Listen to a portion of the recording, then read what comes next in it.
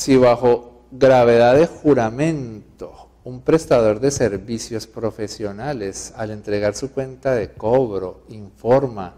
que no tiene contratadas más de 2 personas para este servicio,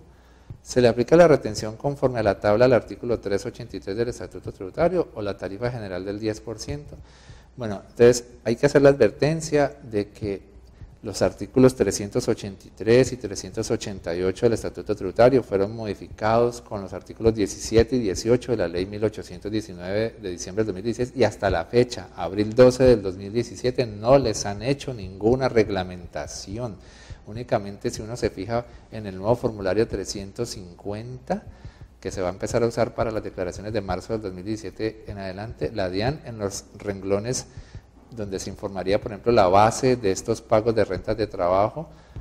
entonces se está poniendo a dar unas instrucciones allí particulares sobre a cuáles trabajadores serían los que se les practicaría la retención con la tabla del 383 y a cuáles no se les practicaría la retención con la tabla del 383, pero entonces vamos a leer directamente desde lo que diga el Estatuto Tributario, porque la DIAN en esos instructivos de ese formulario 350 está dando unas instrucciones que van más allá de lo que dice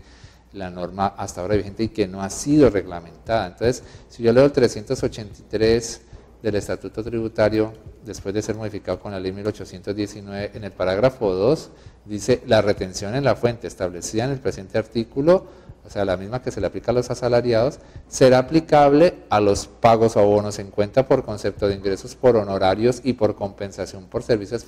personales obtenidos por las personas que informen que no han contratado o vinculado 2 o más trabajadores asociados a la actividad.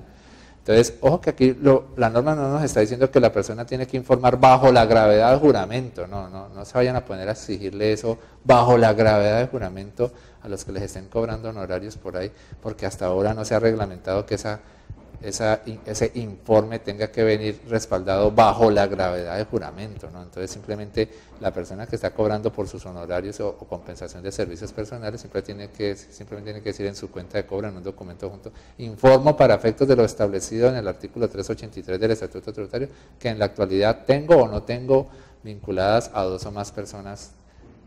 vinculadas para la prestación de mi servicio. Entonces, en la pregunta me están diciendo que la persona que cobró por los servicios está informando que no tiene subcontratadas a 2 o más personas, pues entonces si no tiene subcontratadas a 2 o más personas, la retención que se le va a aplicar es con la tabla del artículo 383. Los que llegan a tener 2 o más personas subcontratadas es a los que se les practicaría la retención con la tabla con la tarifa del 10%. Entonces, lo que quería comentar adicionalmente es que si leen el instructivo de la DIAN del formulario 350 que se va a empezar a usar para las declaraciones de marzo del 2017 en adelante, creo que son las instrucciones del renglón 27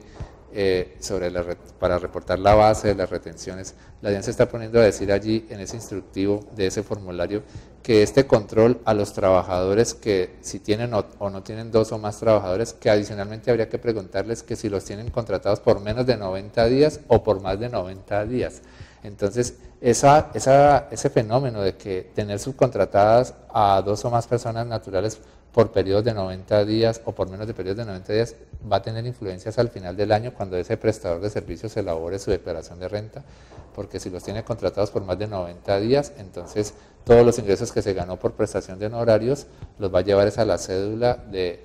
rentas no laborales, pero cuando a lo largo del año ese prestador de servicios haya tenido subcontratadas a 2 o más personas, pero las subcontrató por periodos de menos de 90 días, entonces las va a llevar a su cédula de rentas de trabajo. Entonces sí influye lo del periodo por el cual mantenga contratadas durante el año